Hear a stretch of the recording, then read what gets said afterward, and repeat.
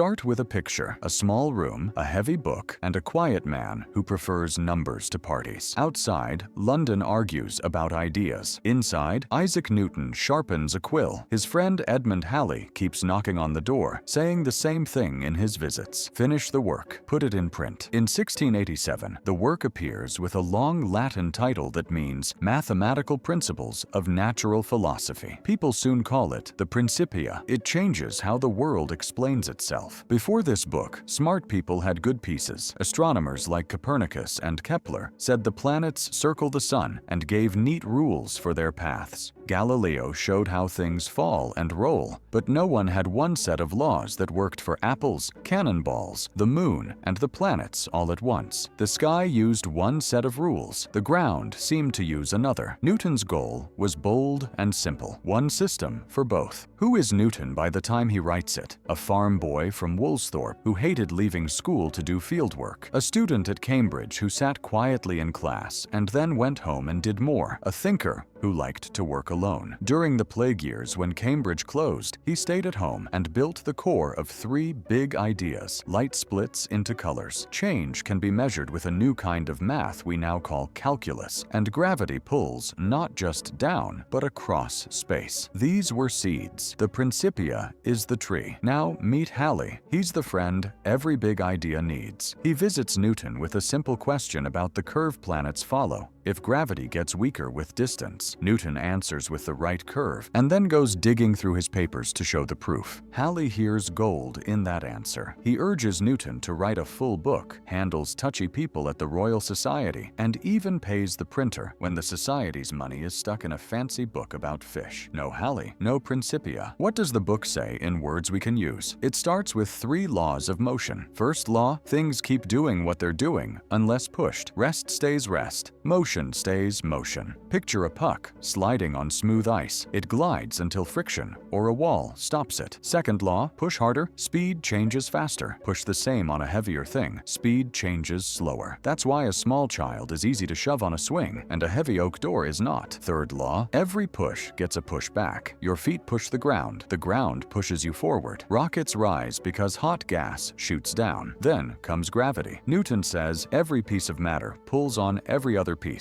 The pull depends on mass and distance. Double the mass, double the pull. Double the distance, the pull drops to a quarter. Triple the distance, the pull drops to a ninth. This inverse square rule is the key. It is why a tossed ball arcs, why the moon curves around Earth, why the planets move as they do. One rule covers apples and orbits. Here's a picture that helps. A very tall hill and a cannon at the top. Fire a ball softly. It falls nearby. Fire harder. It lands far away. Fire at a special speed, and as it falls, Earth curves away underneath. The ball never hits. It goes around and around. That is an orbit, falling forever but always missing. Newton builds the Principia like a careful bridge, block by block. Book I lays out motion and gravity with pure geometry. He avoids his new calculus on the page because many readers don't know it. Book 2 looks at motion in stuff that resists, air and water, so he can talk about drag and why real paths are messier than clean math lines. Book 3 applies the rules to the real sky, the moon's wobble, tides, the paths of comets, the slight pull of Jupiter on Saturn and back again. He doesn't just tell stories. He sets problems you can test. Tides are a good test because you can see them. If the moon pulls Earth, it also pulls the ocean. Water bunches a little under the moon and on the far side too. As Earth turns, coasts pass through these bulges. High tide, low tide. When the sun and moon line up, tides are extra high. When they pull at right angles, tides are smaller. Sailors already knew the pattern. Newton gives the reason and the numbers. He also gives tools builders can use. Momentum helps with hammers and carts. Center of mass explains why acrobats balance and why a load on a bridge matters where it sits. The math of falling and curving helps gunners set angles and helps engineers plan arches and mills. The power of the book is not only that it is right, it is useful. The Principia is also a style. Newton's rule is to avoid making up causes that cannot be tested. He shows what gravity does with great accuracy and leaves the deep cause open. People argue about this. Robert Hooke says he had the idea first. He had parts, an inward pull and a fall-off with distance, but not the proofs. Newton shows the law, the math, and the tests. Others dislike action at a distance because it feels spooky. Newton says to check the predictions. Over time, the checks win. Results come fast. Halley uses Newton's math to show a bright comet from old records is the same visitor returning again and again. He predicts it will come back in 1758. It does. Survey teams measure Earth and find it is a little wider at the equator than pole to pole, just as the math says a spinning ball should be. Pendulums swing a tiny bit slower near the equator, faster near the poles, because gravity's pull changes with that bulge. Tiny changes, strong proof. Sailors feel the change too. Better star tables mean safer trips. Map makers fix coastlines with cleaner math. Clockmakers design steadier pendulums because the rules for motion are clear. Later, when Uranus drifts off its predicted path, astronomers do not panic. They do math. Something must be tugging on it. They point telescopes where the numbers say to look and find Neptune. That is the best kind of result. There are rough edges. Gravity in Newton's book pulls instantly across empty space, which some people hate. Much later, Einstein will show that gravity is not a pull, but a curve in space-time, and that changes do not jump instantly. But for most things we do on Earth, in the solar system, and in many machines, Newton's rules work so well that we still use them every day. Planes take off and land on Newton.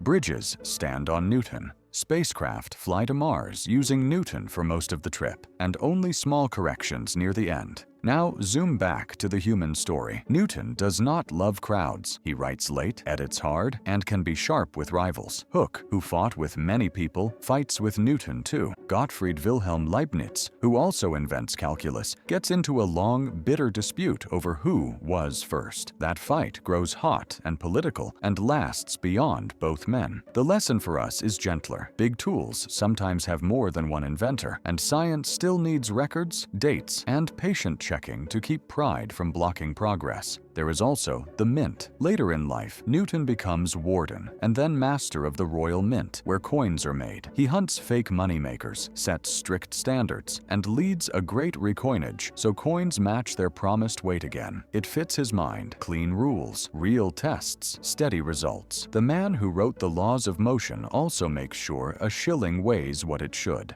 Numbers must be true in the sky and in the market. Let's add a few more pictures you can use. Picture a classroom where a teacher swings two balls on strings, one heavy, one light, and lets them bump into a cart. The cart rolls farther when the heavy ball hits. That's Newton's second law and momentum in plain sight. Picture a kid on a skateboard who throws a backpack forward and rolls back a little. That's the third law. Picture a mason setting a keystone in an arch. Forces push and balance through every stone. That's the first law, and equal and opposite pushes holding stillness in place. Now think about the Royal Society, the club of curious minds in London. They argue, they test, they publish. John Flamsteed, the royal astronomer, builds careful star tables. Newton leans on those numbers to check his predictions. Halley runs the society's business, keeps tempers cool, and acts like a producer on a hard film. A printer inks pages by hand, pulls sheets, hangs them to dry. Whole days of human labor carry a set of ideas from one head to many hands. The science is grand, the process is humble. What about ship and trade? Newton's clean math helps navigators trust lunar tables and angle tools. If you can predict the moon's place and measure a star's height, you can fix where you are on the sea better than before. That means fewer wrecks and tighter routes. It also means more goods arrive on time, which changes prices and plans back on shore. The line from the Principia to a safer voyage is not a straight road on a map, but it is real. And factories? Newton does not build steam engines, but the habits his book spreads, measure, model, test, feed into the next century. Tinkerers and smiths weigh flywheels, time pistons, and tune pumps with math instead of only feel. They may not read Latin, but they pick up the rules as they spread through schools and shops. A culture that asks how much and how fast makes better machines. One more small story. A century after Newton, Henry Cavendish hangs lead balls from a thin fiber in a quiet shed. The balls twist toward each other, by a tiny amount because of gravity. From that twist, he works out the strength of gravity itself between known masses. That number lets people weigh Earth. From a twist in a shed, a planet gets a number. That is the same spirit as the Principia. Simple setup, deep reach. You can also feel Newton in everyday sports. A soccer ball curves when it spins because air drags more on one side than the other.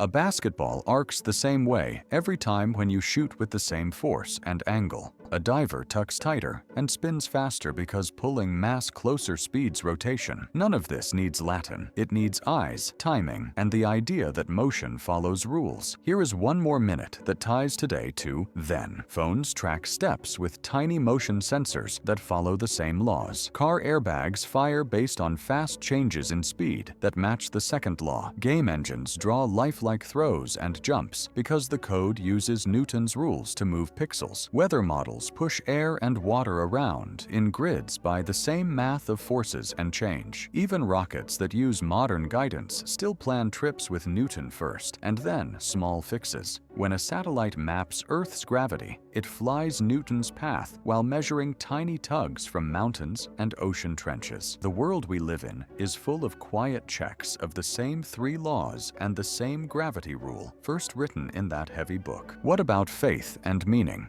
Newton is private about belief, but he does not see science as killing wonder. In fact, the order he finds is part of the wonder. You can hold both thoughts at once. The world is beautiful, and it has rules you can write down. For many people after Newton, that mix becomes normal. Now, step back and look at the whole arc. A comet returns on time. A ship reaches harbor closer to the map. A builder knows how thick to make a beam. A clock keeps steadier time. A survey line crosses a continent with fewer errors. A child asks why the moon stays up, and now you can answer. The gift of the Principia is simple and huge. It turns wonder into understanding without killing the wonder. I'll end simply. The same laws that guide a tossed stone guide the moon. The same habit that checks a number in a ledger checks a claim about the sky. Once you accept that, the world feels connected. It is not a pile of stories. It is a set of patterns you can learn, test, and use. Thanks for listening.